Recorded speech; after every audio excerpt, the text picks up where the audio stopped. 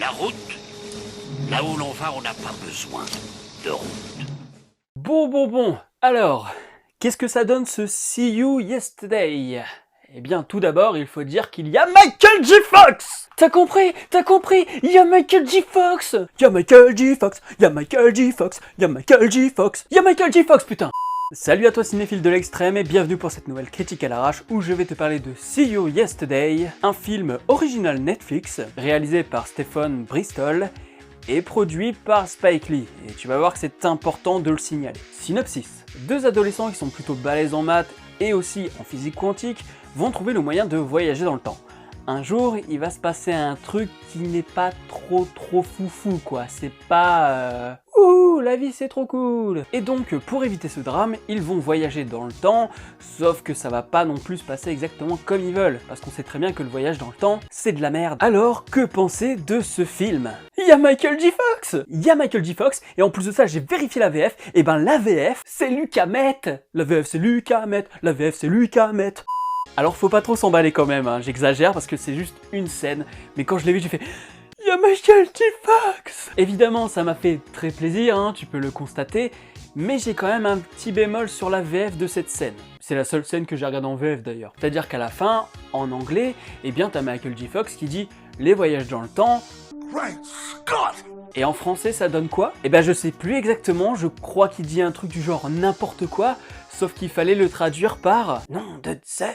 Bah oui, clairement, parce que ce qu'il a dit en anglais, ça a été traduit par nom de Zeus dans la VF de Retour vers le futur. C'était une toute petite parenthèse. Donc qu'est-ce que j'ai pensé du film? Tout d'abord, j'avais pas prévu de le regarder, hein. C'est-à-dire que j'étais parti pour regarder un nouvel épisode de Sons of Anarchy. Enfin, un nouvel épisode pour moi, hein, parce que la série est terminée depuis longtemps. Et puis je vois ce film qui s'affiche et je dis tiens, bizarre, il y a du voyage dans le temps. Je me suis dit tiens, un teen movie voyage dans le temps, sachant que j'ai été déçu des voyages dans le temps récemment avec Avengers Endgame, hein, scénarisé avec le cul, j'ai eu la curiosité de regarder. Et en fait, je pense que c'est pas un film extraordinaire, mais il a ses qualités.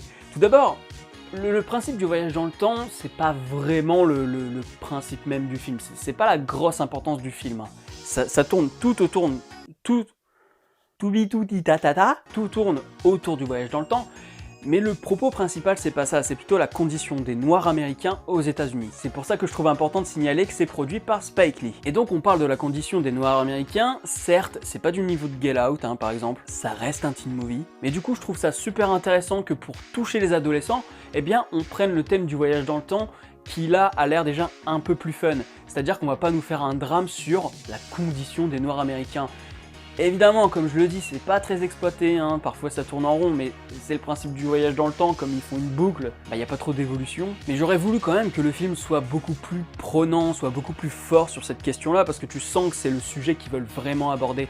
En fait, j'ai pensé un peu à Prédestination, c'est-à-dire que c'est un film de SF, mais qui n'en est pas vraiment un. Parce que bien sûr que c'est de la science-fiction, et le sujet principal, il est social. Dans Prédestination, c'est plutôt la question du genre, la transsexualité, tout ça. C'est pour ça que je vois un certain rapport entre les deux films, même si clairement, See You Yesterday, ça ne vaut pas Prédestination, hein, clairement. Le film est plutôt moyen. Et comme on parle de voyage dans le temps, évidemment que ça m'a fait chier sur certains points, c'est-à-dire que j'ai retrouvé le même problème que dans Projet Almanach.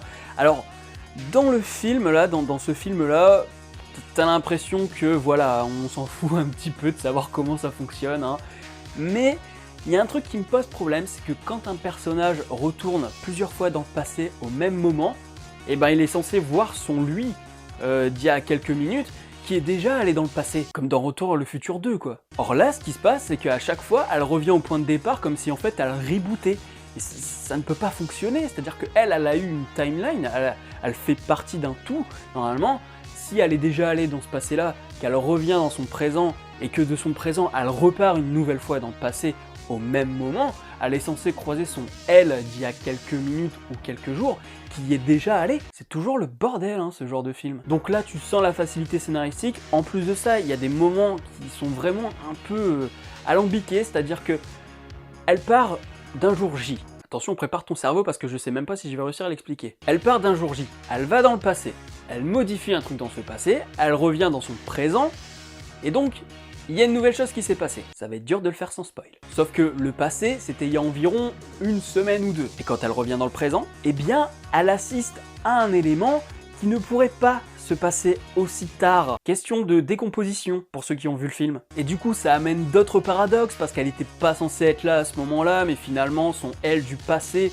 mais du passé transformé, eh bien qu'est-ce que ça fait par rapport à l'autre? Et ça on l'a aussi dans Retour vers le futur 2, c'est-à-dire que quand t'as Marty qui revient dans son 1985 alternatif avec Biff en mode Donald Trump, eh bien tu te demandes comment ça fonctionne, c'est-à-dire que le Marty qui a vécu dans ce 1985 alternatif, où est-ce qu'il est? Comment le Marty de la timeline normale va dans la timeline de 1985 qui a été modifiée, sans pour autant croiser son potentiel lui, ou alors il est dans le corps de son ancien lui. C'est un truc qui est assez bizarre à ce niveau-là, mais dans tous les films, hein, c'est un paradoxe assez chelou, et on le retrouve aussi ici. Si t'as rien bité de ce que j'ai raconté, c'est normal. Bref, tout ça pour dire que le scénario au niveau du voyage dans le temps, c'est un peu merdique. Mais honnêtement, c'est moins merdique que certains films que j'ai vus récemment avec du voyage dans le temps, qui instaurent une logique tout en la fistant. Par contre, point fort de ce film, eh ben, c'est plutôt qu'il est bien réalisé. Il y a plein de bonnes idées. Genre, à un moment,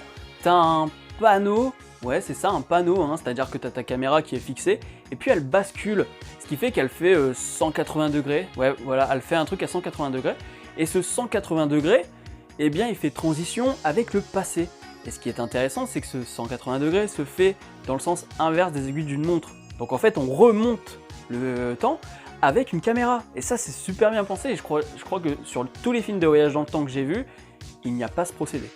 Il n'y a pas une transition avec cette caméra qui bascule dans le sens inverse des aiguilles d'une montre pour atterrir dans une nouvelle scène qui, elle, se passe dans le passé. Comment ça se fait que jamais personne n'y a pensé? La photographie est plutôt cool, on sent vraiment qu'on est dans une banlieue noire américaine, un peu avec l'esprit jamaïcain aussi, hein. Tu sens qu'il y a des immigrés de Jamaïque, notamment parce qu'il y a de la musique, et au niveau de la musique, je me suis retrouvé au lycée. Toutes les musiques de ce film, je les écoutais au lycée. Une chanson comme Ring Me Alarm, oui j'articule parce que j'ai un accent de merde, et bah quand j'entends ce son, tout de suite je suis dans l'ambiance, tu vois, je suis dans l'ambiance Jamaïque, je suis dans l'ambiance, je suis indien, tout ça, parce que ça me rappelle aussi l'époque où j'écoutais ce son. Donc vraiment c'est bien pour les ados. Pour les adultes aussi, mais c'est moins parlant. Les personnages sont plutôt bien travaillés, c'est pas trop dans l'archétype, alors certes il y a quelques clichés, mais globalement, c'est plutôt intéressant de suivre ces personnages. Et ça, je pense que c'est Netflix aussi qui permet ça, c'est que il te permet de créer des personnages. Genre au cinéma, le contre-exemple, c'est Projet Almanach. D'un côté, t'as See You Yesterday avec certes des archétypes, mais des archétypes qui évoluent, des archétypes qui ne sont pas que des caricatures, hein, clairement. Ils ont plusieurs facettes. Et chose que ça, tu n'as pas dans Projet Almanach, par exemple. Dans Projet Almanach, c'est tu as les geeks, tu as la bombasse, ce ne sont que des stéréotypes, aucun travail de personnage. Et c'est pour ça que je dis que See You Yesterday est un film de SF, mais qui traite plutôt d'un aspect social. Exactement comme Get Out aussi, qui travaille l'horreur, mais qui en fait utilise l'horreur pour te parler de la condition des Noirs américains aux États-Unis. C'est un film sympa quoi. Si j'ai une note à lui donner sur Captain Watch, ce serait pas mal. Un pas mal vraiment à la limite du nul, hein. C'est vraiment genre je l'ai vu une fois, c'est bien. Et puis clairement le fait qu'il y ait Michael J. Fox dans les premières minutes, ça m'a déjà rendu totalement ouf. J'ai aimé suivre le film, il dure pas trop longtemps, il dure 1h25, donc voilà, si t'as pas envie de te taper un long film, tu peux regarder ça. C'est plutôt bien réalisé avec des bonnes idées. Certes, le voyage dans le temps, il est un petit peu foireux, mais bon, clairement, on te présente ça comme on s'en bat les couilles, c'est pas le propos du film, on n'est pas là pour faire de la science dure. Donc t'as tendance à l'accepter, hein, un peu comme Bill and Ted, Excellent Adventure, qui là, pour le coup, assume totalement qu'il est débile. Les personnages sont sympathiques à suivre, il y a vraiment une bonne ambiance, quoi. Moi vraiment, j'ai kiffé mon moment. Je me suis pas dit que j'avais vu un très bon film, j'ai pas dit non plus que j'ai vu un chef-d'œuvre. Mais voilà, ça fait plaisir, c'est rafraîchissant en fait. Le truc c'est que on a tellement rarement ce genre de film dans nos salles que quand tu les vois sur Netflix, tu te dis ben ouais merci, je préfère me taper ça que Projet Almanach. Ah ouais non mais sérieux, si t'as pas vu ma vidéo sur Projet Almanach au moment de sa sortie, j'avais bien pété un câble. Et pareil, Terminator Genesis à côté, c'est vraiment de la merde aussi. On a beaucoup de films merdiques avec le voyage dans le temps, donc je pense que là, pour le coup, un film sur le voyage dans le temps qui est pas non plus extravagant au niveau des paradoxes, je l'accepte et je prends surtout en compte le message qu'il veut me faire passer. Et je pense que c'est le plus important. Donc si la vidéo t'a plu, n'hésite pas à mettre un petit pouce bleu, à la partager sur les réseaux sociaux, parce qu'on va pas être beaucoup à en parler de ce film. Hein. D'ailleurs, je crois que personne n'est au courant qu'il est sorti, hein. Personne n'est au courant qu'il existe. Ça fait 2-3 semaines qu'il est en salle, enfin, sur Netflix. Donc vraiment, n'hésite pas à partager la vidéo, à me dire aussi ce que t'as pensé du film en commentaire, ou si maintenant t'as envie de le voir.